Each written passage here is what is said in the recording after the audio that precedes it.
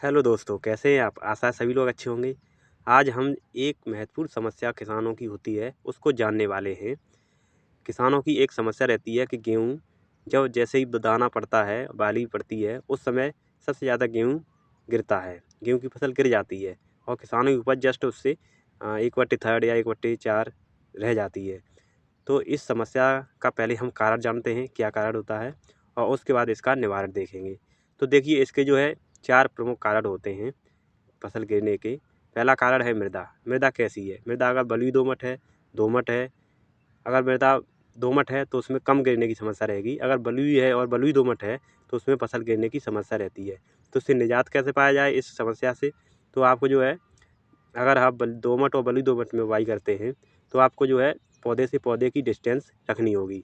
अगर अधिक घना कर देंगे, यानी सघन कर देंगे, डेंस रखेंगे पौधों से पौधों की दूरी, तो वहाँ फसल गिरने की समस्या रहेगी। दूसरा कारण है फर्टिलाइज़र यानी उर्वरक।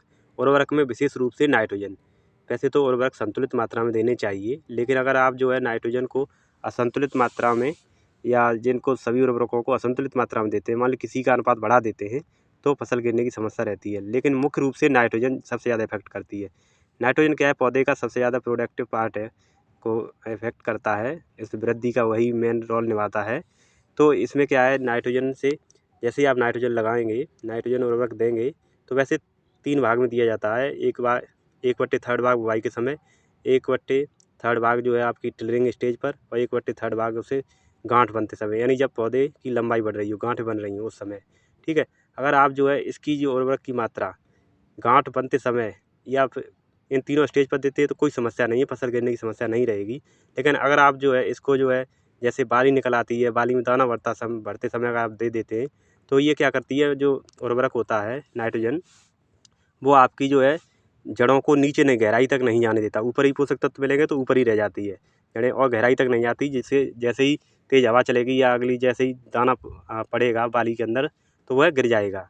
और दूसरा कारण रहता है आपका इसमें, जो तना है वो कमज़ोर हो जाता है अधिक नाइट्रोजन देने से, जिसके कारण उसकी सहन शक्ति जो है, मजबूती कम हो जाती है, और उसके बाद उसके कारण भी गिरती है। तो आपको जब भी इसका निजात यही है, इसका निदान यही है कि आप जैसे ही उर्वरक दें तो उसे इन्हीं 3 स्टेज पर दे दें, और उसके बाद उर्वरक देना बंद कर दें।